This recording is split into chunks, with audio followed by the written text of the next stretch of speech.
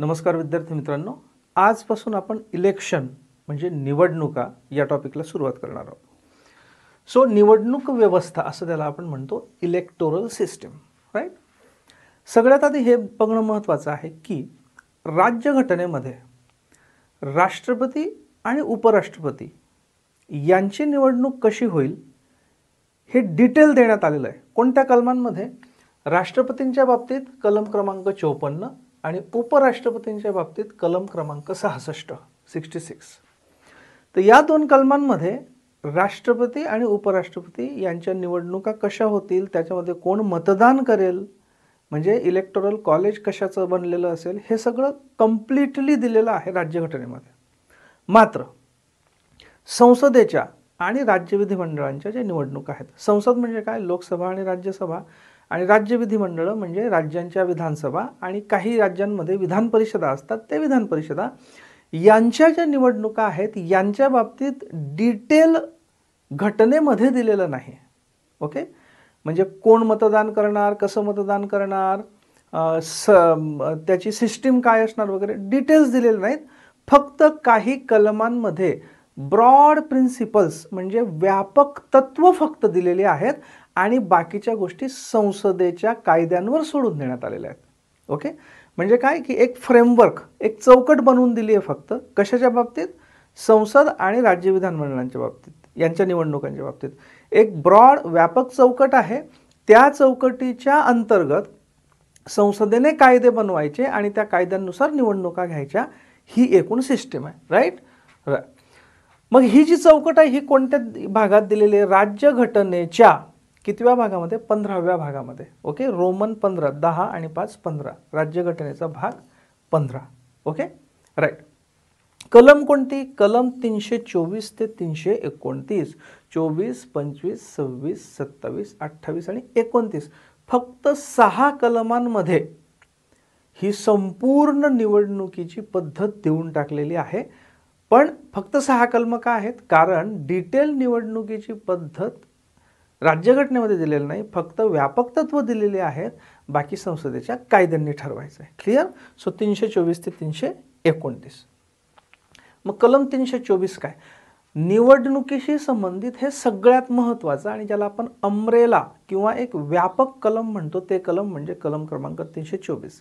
या 324 कलमामध्ये निवडणुकीच्या बाबतीत कोणत्या 3 गोष्टी निवडणूक आयोग म्हणजे इलेक्शन कमिशनकडे सोपवण्यात आलेल्या आहेत? 3 गोष्टी, 3 शब्द लक्षात ठेवायचे. इंग्लिशमध्ये आधी सांगतो, मग मराठीत बघूया. सुपरिटेंडन्स, डायरेक्शन अँड कंट्रोल. सुपरिटेंडन्स म्हणजे मराठीमध्ये अधीक्षण, जो मराठी ऑफिशियल अनुवाद आहे राज्यघटनेचा त्याच्यामध्ये अधीक्षण हा शब्द वापरलेला आहे. ओके, सुपरिटेंडन्स म्हणजे ओव्हरऑल सुपरविजन करणे एखाद्या गोष्टीचं. राईट. बघा, आपल्या शाळेमध्ये जसे सुपरवायझर असतात तर ते शिक्षकांचं ओव्हरऑल शिक्षकांवर सुपरवायझरी कंट्रोल ठेवतात. सो हे सुपरिटेंडन्स. ओके, म्हणजे अधीक्षण. दुसरं म्हणजे डायरेक्शन म्हणजे निर्देशन, की काय करायचं, कशा पद्धतीने करायचं, केव्हा करायचं वगैरे वगैरे, हे सगळं डायरेक्शन म्हणजे काय? निर्देशन. आणि तिसरं कंट्रोल म्हणजे नियंत्रण, संपूर्णपणे नियंत्रण. तर या 3ही गोष्टी कोणाकडे दिलेल्या आहेत? निवडणूक आयोगाच्या ठायी निहित असतील असं दिलेलं आहे कलम क्रमांक 324 मध्ये. राईट. ओके, निवडणूक आयोग. निवडणूक आयोगाच्या बाबतीत आपण पुढे डिटेल बघणारच आहोत, त्याच्यामुळे आता आपण स्किप करू ते.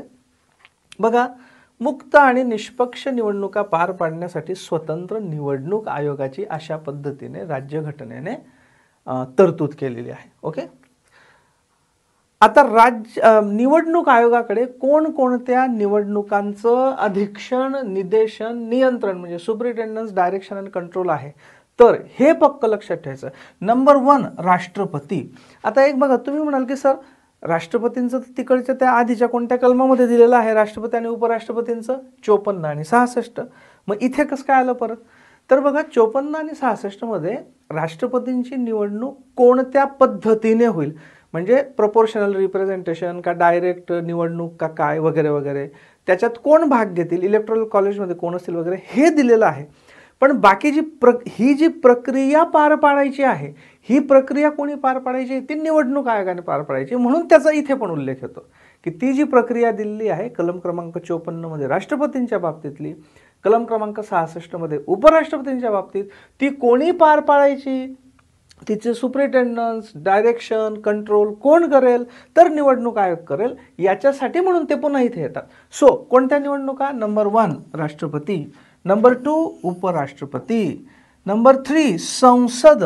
संसदेमध्ये कोणते 2 नावे? सभागृह, लोकसभा आणि राज्यसभा.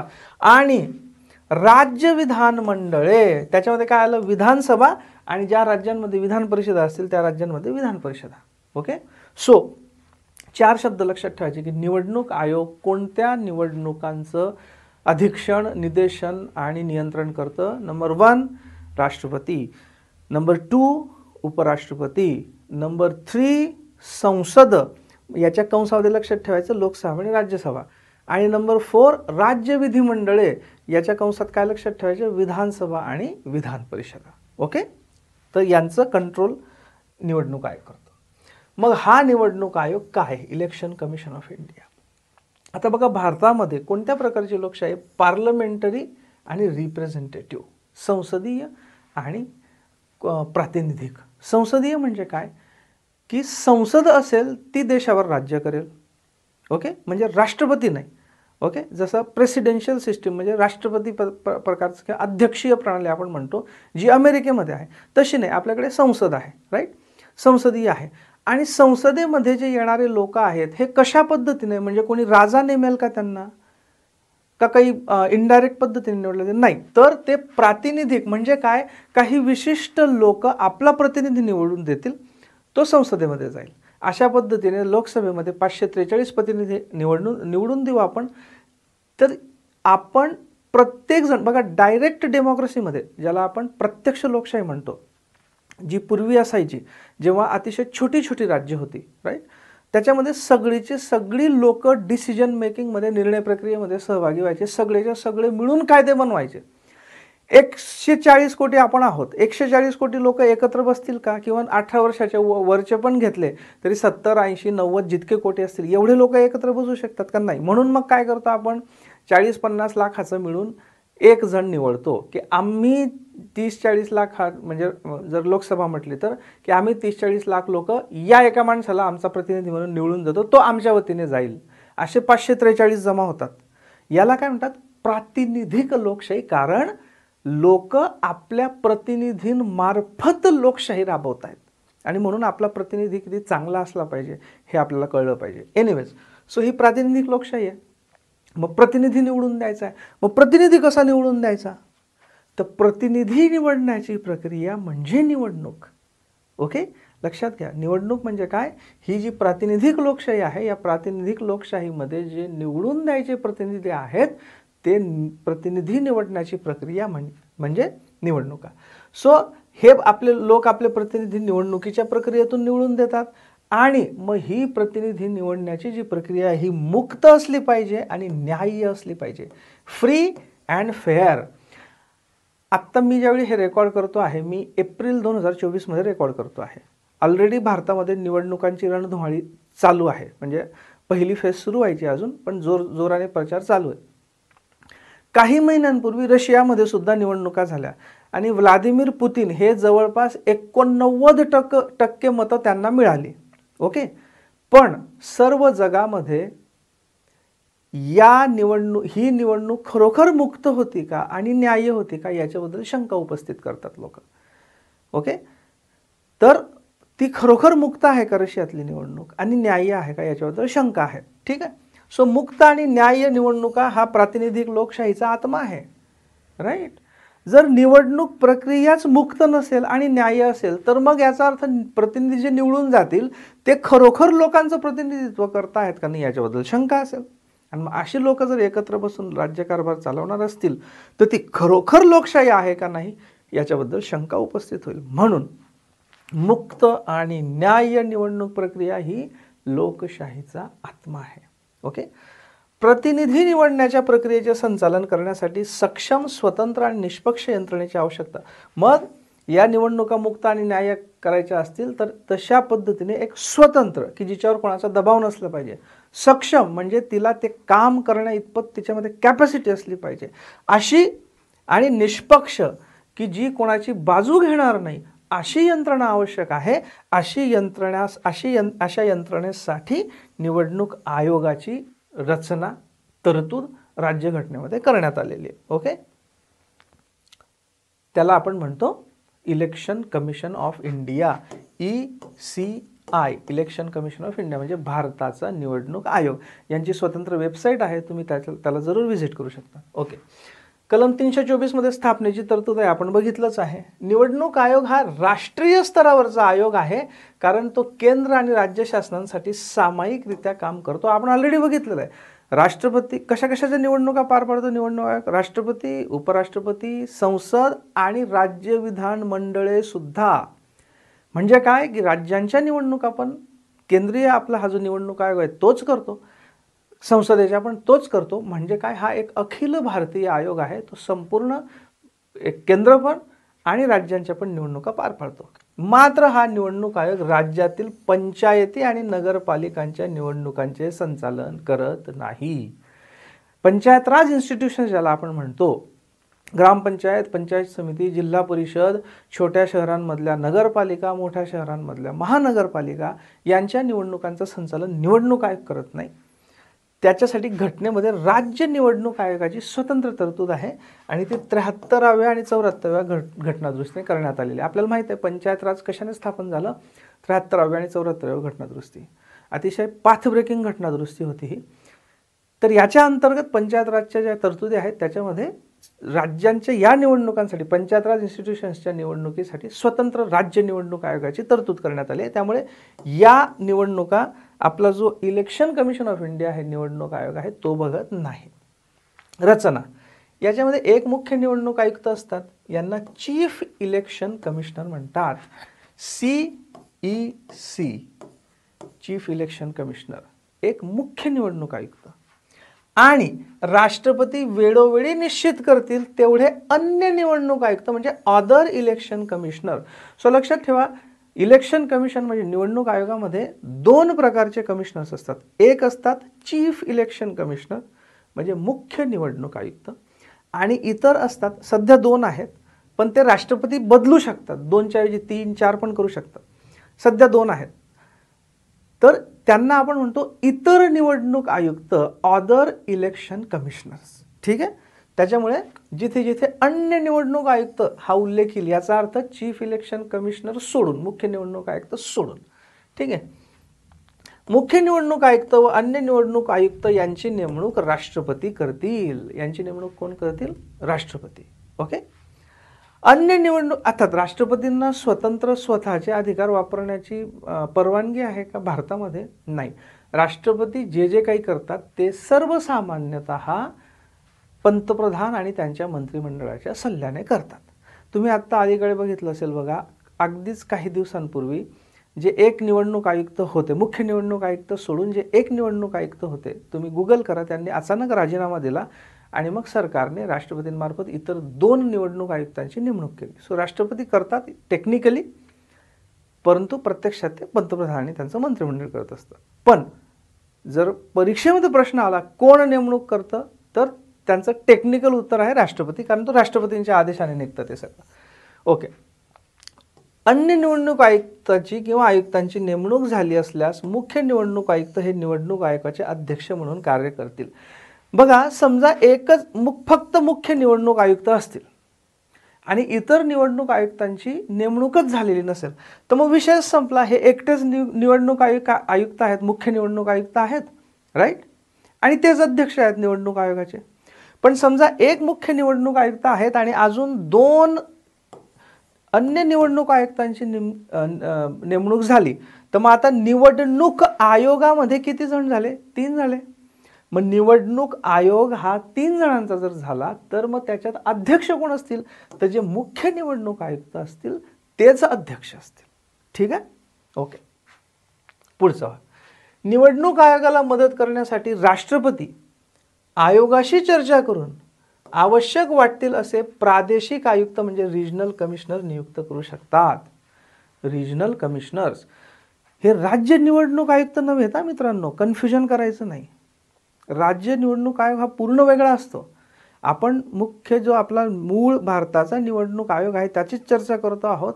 त्याच्यामध्ये जर राष्ट्रपतींना वाटलं, म्हणजे खरं तर पंतप्रधानांनी मंत्रिमंडळांना वाटलं आणि प्रत्यक्षात निवडणूक आयोगाला पण वाटलं प्रॅक्टिकली, तर राष्ट्रपती कोणाशी, आयोगाशी चर्चा करून, म्हणजे निवडणूक आयोगाशी चर्चा करून, स्वतःच्या मर्जीने नाही, आवश्यक वाटतील असे, 1 पाहिजे का 2 पाहिजे का 3 पाहिजे, रिजनल कमिशनर्स म्हणजे प्रादेशिक आयुक्त नियुक्त करू शकतात. काहीतरी विशिष्ट प्रदेशासाठी बाबा 1 प्रादेशिक आयुक्त पाहिजेत, तर ते नेमणूक करू शकतात. लोकसभेच्या व प्रत्येक राज्याच्या विधानसभेच्या प्रत्येक सार्वत्रिक निवडणुकीच्या आधी, ओके लक्षात घ्या आता, कशाच्या आधी, लोकसभेच्या सार्वत्रिक निवडणुकीच्या आधी, म्हणजे आता लोकसभा निवडणूक होणार आहे बघा, मी एप्रिल 24 मधची गोष्ट करतोय.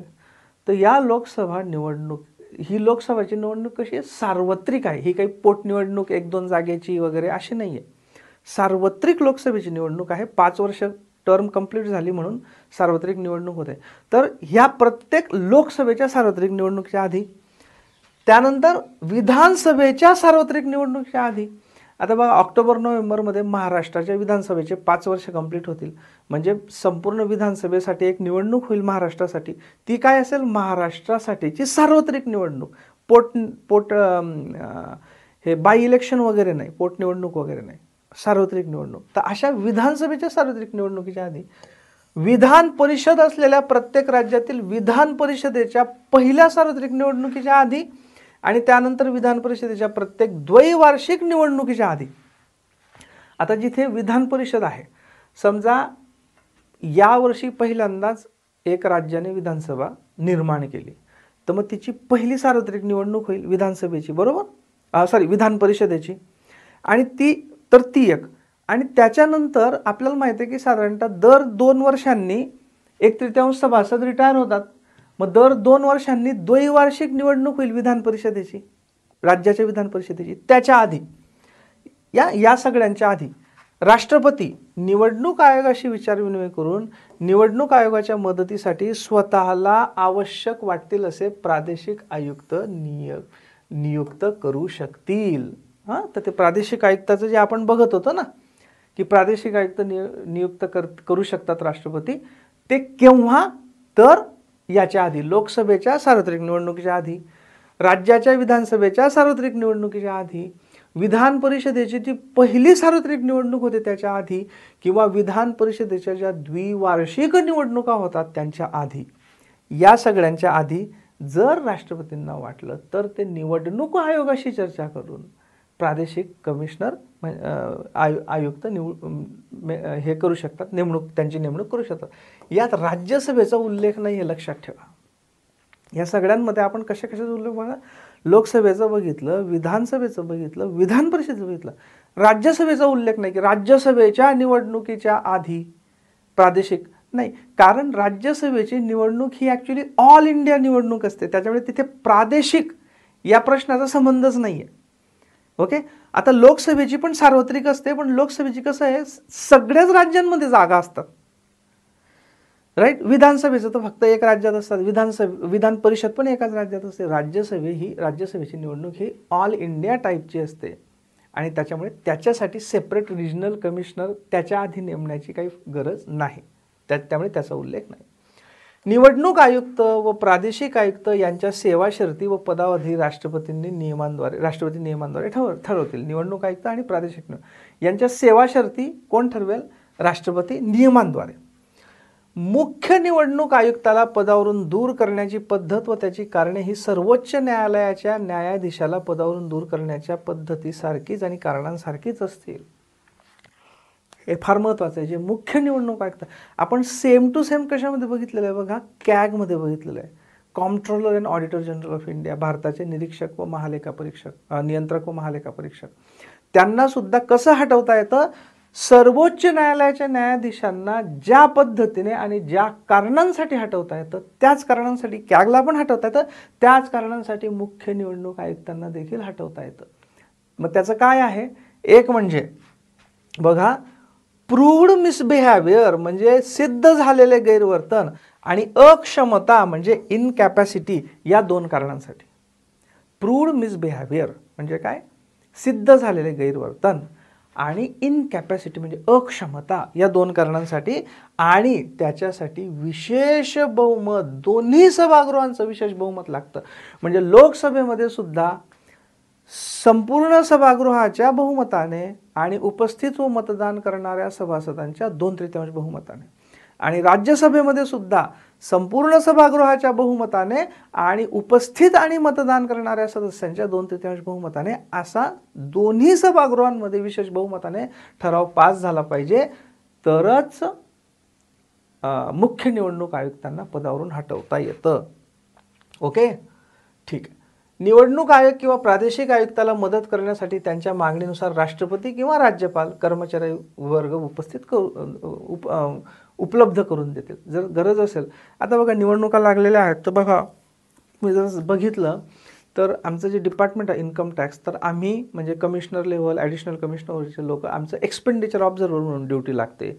इतर स्टाफची वगैरे, स्टेट गव्हर्नमेंटच्या स्टाफची वगैरे ड्युटी लागते, कारण निवडणूक आयोगाला एवढा स्टाफ, हजारो लाखो लोक लागतात सार्वत्रिक निवडणुकांमध्ये. तेवढे लोक काही एम्प्लॉय करणं शक्य नाही. त्याच्यामुळे राज्यपाल, जर राज्यस्तरावरचे कर्मचारी पाहिजे असतील तर राज्यपाल, केंद्र स्तरावरचे कर्मचारी असतील तर राष्ट्रपती यांच्याद्वारे कर्मचारी वर्ग उपलब्ध करून दिला जाईल निवडणूक आयोगाला. Right, okay. आता निवडणूक आयोग, बहुसदस्यीय आयोग, मल्टी मेंबर कमिशन, हा काय प्रकार आहे? हा प्रकार असा आहे मित्रांनो, स्थापना झाल्यापासून म्हणजे 1950 मध्ये निवडणूक आयोग तयार झाला, कारण राज्यघटना ज्यावेळी अस्तित्वात आली त्याच्यासहित निवडणूक आयोग अस्तित्वात आला, बरोबर. म्हणजे प्रोव्हिजन्स अस्तित्वात आला आणि नंतर मुख्य निवडणूक आयोगाची नेमणूक पण झाली. तेव्हापासून म्हणजे 1950 पासून तर 15 ऑक्टोबर 1989 पर्यंत निवडणूक आयोग हा एकसदस्यीय होता.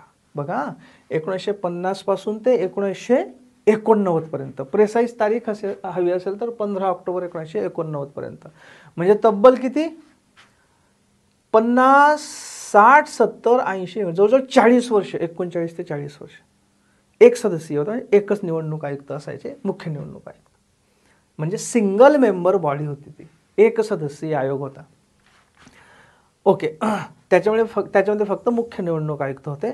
16 ऑक्टोबर 1989 रोजी 16 ऑक्टोबर 1989 रोजी राष्ट्रपतींनी 2 अन्य निवडणूक आयुक्तांची नेमणूक केली.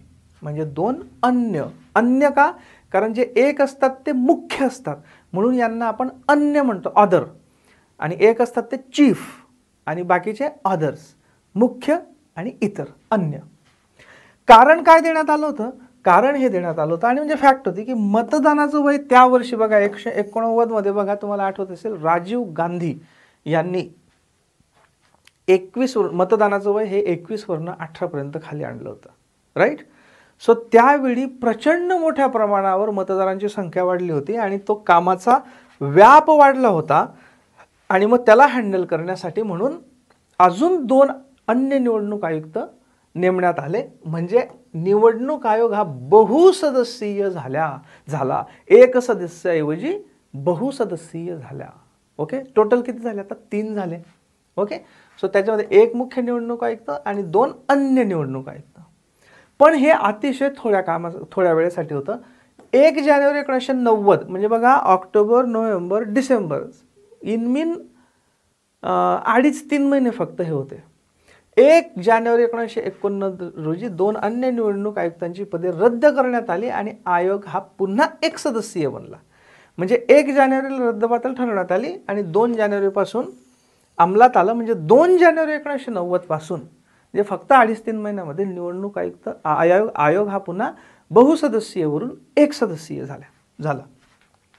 त्याच्यानंतर साधारणतः 3 वर्षांनी म्हणजे 1 ऑक्टोबर 1993 रोजी काय झालं, सरकारने एक अध्यादेश काढला. अध्यादेश म्हणजे ऑर्डिनन्स. ओके, की जो नंतर त्याला कायदा करावा लागतो, संसदेमध्ये मंजूर करून घेऊन. तर अध्यादेश काढला कधी, 1 ऑक्टोबर 1993, आणि त्या अध्यादेशाद्वारे 2 अन्य निवडणूक आयुक्तांची पुन्हा नेमणूक केली. ओके, जे 2 होते, एक चीफ आणि 2 अन्य. आणि त्याच्यामुळे आयोग पुन्हा बहुसदस्यीय झाला. मग हा जो ऑर्डिनन्स होता, अध्यादेश होता, याचं पुढे कायद्यात रूपांतर झालं. मात्र या अध्यादेशातील कामाची वाटणी आणि कामकाज पद्धती याला सर्वोच्च न्यायालयामध्ये आव्हान देण्यात आलं. सर्वोच्च न्यायालयामध्ये आव्हान देण्यात आलं. मात्र 1995 मध्ये हा जो खटला होता त्याचा निकाल लागला. या खटल्याचं नाव आहे TN शेषन विरुद्ध भारत सरकार 1995. याच्यामध्ये सुप्रीम कोर्ट म्हणजे सर्वोच्च न्यायालयाने असा निर्वाळा दिला की हे बहुसदस्यीय आयोग असू शकतो आणि त्याच्यामध्ये कामाची वाटणी हे सरकार करून देऊ शकतं आणि त्याच्यामुळे तो विषय संपला. मग तेव्हापासून म्हणजे कधीपासून 1 ऑक्टोबर 1993 पासून आता बहुसदस्यीय निवडणूक आयोग आहे, ज्याच्यामध्ये 1 मुख्य निवडणूक आयुक्त आणि 2 अन्य निवडणूक आयुक्त. Right, perfect. आता निवडणूक आयुक्तांचे अधिकार आणि पदावधी बघा. मुख्य निवडणूक आयुक्त आणि अन्य 2 निवडणूक आयुक्त यांना समान अधिकार आहेत. त्यांच्यामध्ये समान अधिकार आहेत, एक लक्षात घ्या. फक्त एक जण अध्यक्ष असतात एवढंच, ओके. पण त्यांना अधिकार सगळ्यांना समान आहेत. त्यांच्यात जर मतभेद निर्माण झाले एखाद्या गोष्टीवर तर बहुमताने निर्णय घेतला जातो. हे अत्यंत महत्त्वाचं, हे ब्रेनवर प्रिंट करून ठेवा की निवडणूक आयोगामध्ये एखाद्या विषयावर जर तिन्ही निवडणूक आयोगांमध्ये काही मतभेद निर्माण झाले, एक एका बाजूला, 2 दुसऱ्या बाजूला, किंवा 2 इकडे 1 तिकडे, व्हॉटएव्हर मे बी, तर जरी मुख्य निवडणूक आयुक्त हे निवडणूक आयोगाचे अध्यक्ष असले तरी सुद्धा असं होत नाही की मुख्य निवडणूक आयुक्तांचा निर्णय फायनल राहील. नो, बहुमताने निर्णय घेतला जाईल.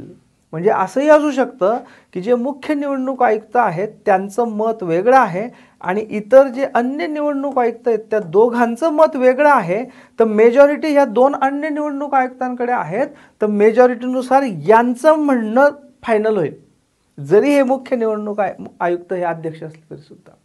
सो ऑलवेज रिमेंबर दिस. इथे फसवा प्रश्न येऊ शकतो, ओके.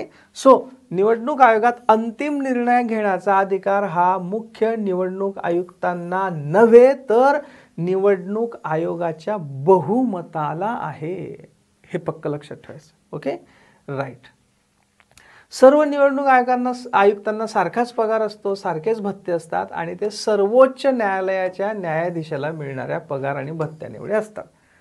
आता हे किती आपण कॅगमध्ये ऑलरेडी मी तुम्हाला टेबल तो दाखवलेला आहे बघा. सर्वोच्च न्यायालयाच्या न्यायाधीशांचे पगार, भत्ते, पेन्शन वगैरे काय तेच निवडणूक आयुक्तांनाही मिळतं. तेच कॅग म्हणजे भारताचे नियंत्रक आणि महालेखा परीक्षक यांना पण मिळतं. तिन्ही निवडणूक आयुक्तांच्या सेवा शर्ती सर्वोच्च न्यायालयाच्या न्यायाधीशांप्रमाणेच असतात. म्हणजे त्यांचा पदावधी 6 वर्ष किंवा वयाची 65 वर्ष जे आधी घडेल ते. हेच कॅगमध्ये सुद्धा आहे बघा. हेच सर्वोच्च न्यायालयाच्या न्यायाधीशांच्या बाबतीत आहे, ओके. सो 6 वर्ष कालावधी किंवा 65 वर्ष वय याच्यापैकी जे आधी घडेल ते, ठीक आहे. मात्र पदकाल पूर्ण होण्यापूर्वी ते राष्ट्रपतींकडे राजीनामा देऊ शकतात किंवा त्यांना पदावरून दूर करता येऊ शकतं. राजीनामा हा तर व्हॉलंटरी झाला. पदावरून जर दूर करायचं असेल तर आपल्याला ऑलरेडी माहीत आहे की त्यांना सर्वोच्च न्यायालयाच्या न्यायाधीशांप्रमाणे त्या 2 कारणांसाठी आणि विशेष बहुमताने हे करावं लागतं, पदावरून दूर करता येतं. आता निवडणूक आयोगाचं स्वातंत्र्य, इंडिपेंडन्स कसा मेंटेन करणार, कारण निष्पक्ष आणि स्वतंत्र आणि न्याय्य निवडणुका झाल्या पाहिजे, तर निवडणूक आयोग स्वतंत्र पाहिजे. मग काय काय स्वातंत्र्य आहे हे साधारणतः कलम 324 मध्येच दिलेलं आहे, कारण हा निवडणूक आयोगाचा तो कलमच 324 आहे. मुख्य निवडणूक आयुक्तांच्या पदावधीला सुरक्षितता प्रदान करण्यात आलेली आहे. जे त्यांचा तो पदावधी आहे 6 वर्ष किंवा वयाची 65 वर्ष, त्यांना जर पदावरून दूर करायचं असेल तर सर्वोच्च न्यायालयाच्या न्यायाधीशाप्रमाणे प्रोसेस करावी लागते. म्हणजे याचा अर्थ काय की जरी मुख्य निवडणूक आयुक्तांची नेमणूक राष्ट्रपती करत असले तरी राष्ट्रपती त्यांना पदावरून दूर करू शकत नाही. त्यांना पदावरून दूर करण्याचा अधिकार संसदेला आहे आणि पुन्हा ती प्रक्रिया क्लिष्ट आहे, कठीण आहे. एकतर 2 कारणं, प्रूव्ड मिसबिहेवियर म्हणजे सिद्ध झालेले गैरवर्तन आणि अक्षमता म्हणजे इनकॅपॅसिटी हे असलं पाहिजे आणि दोन्ही सभागृहांमध्ये विशेष बहुमताने तो ठराव पास झाला पाहिजे. थोडक्यात काय, मुख्य निवडणूक आयुक्तांना इझिली पदावरून दूर करता येत नाही, त्याच्यामुळे ते मुक्तपणे काम करू शकतात, स्वतंत्रपणे काम करू शकतात, किमान थेरॉटिकली तरी. मुख्य निवडणूक आयुक्ताच्या नियुक्तीनंतर त्याच्या सेवा शर्तींमध्ये त्यांना अहितकारक होईल असे बदल करता येत नाहीत. म्हणजे निवडणूक आयोगाला मुख्य निवडणूक आयुक्त ज्यावेळी त्यांची नेमणूक होऊन गेली तर नेमणूक झाल्यानंतर समजा सरकारचं ऐकत नसतील वगैरे तर त्यांचे पगार कमी करा किंवा सेवा शर्ती थोड्याशा डायल्यूट करून टाका वगैरे असं करता येणार नाही.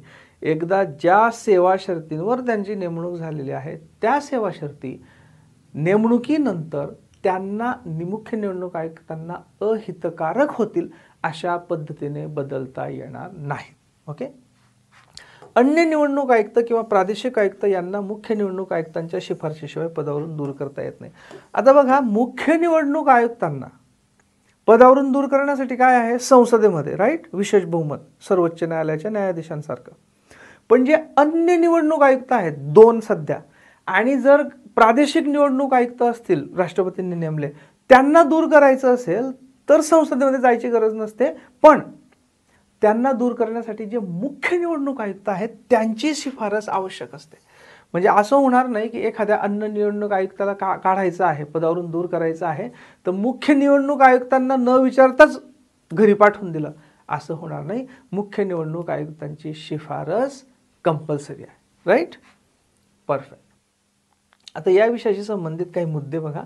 निवडणूक आयोगाच्या सदस्यांसाठी घटनेत कायदेविषयक, शैक्षणिक, प्रशासकीय किंवा न्यायिक अशी कोणतीही किमान पात्रता सांगितली नाही की बाबा निवडणूक आयुक्तांची किमान पात्रता काय असली पाहिजे हे सांगितलेलं नाही. काही जणांना असं वाटतं की हा प्रॉब्लेम आहे किंवा ही उणीव आहे वगैरे वगैरे. ते मी फक्त तुम्हाला सांगतोय. एक महत्त्वाची गोष्ट मात्र आहे की निवृत्त झालेल्या निवडणूक आयोगाच्या सदस्यांना निवृत्तीनंतर केंद्र किंवा राज्य सरकारच्या अखत्यारीतील पदावर नेमणूक घेण्याबाबत प्रतिबंध नाही. आपण कॅगमध्ये बघितलेलं आहे बघा की त्यांना रिटायर झाल्यानंतर केंद्र सरकार किंवा राज्य सरकारच्या कुठल्याही याच्यामध्ये आस्थापनांमध्ये त्यांना नेमणूक देता येत नाही, जेणेकरून ते काम करताना रिटायरमेंट नंतर आपल्याला कुठलं पद मिळेल याची चिंता करून त्या हिशोबाने पक्षपाती पद्धतीने त्यांनी कार्य करू नये याच्यासाठी. मात्र हे कशा बाबतीत? कॅगच्या बाबतीत, महालेखा परीक्षकांच्या बाबतीत. मात्र निवडणूक आयोगाच्या सदस्यांच्या बाबतीत किंवा मुख्य निवडणुकांच्या बाबतीत ही अट नाही. ते रिटायरमेंट नंतर केंद्र सरकार किंवा राज्य सरकाराच्या एखाद्या पदावर जाऊ शकतात. तर ही सुद्धा एक उणीव आहे असं बऱ्याच जणांना वाटतं. राईट. परफेक्ट. तर ही होती निवडणूक आयोगाची रचना, स्वातंत्र्य आणि त्याच्याशी संबंधित कलम क्रमांक 324 मधल्या तरतुदी. राईट. पुढच्या लेक्चरमध्ये आपण निवडणूक आयोगाचे प्रत्यक्षात अधिकार आणि कार्य काय आहेत ते बघू आणि मग आपला टॉपिक अजून पुढे नेऊ. राईट. Thank you very much.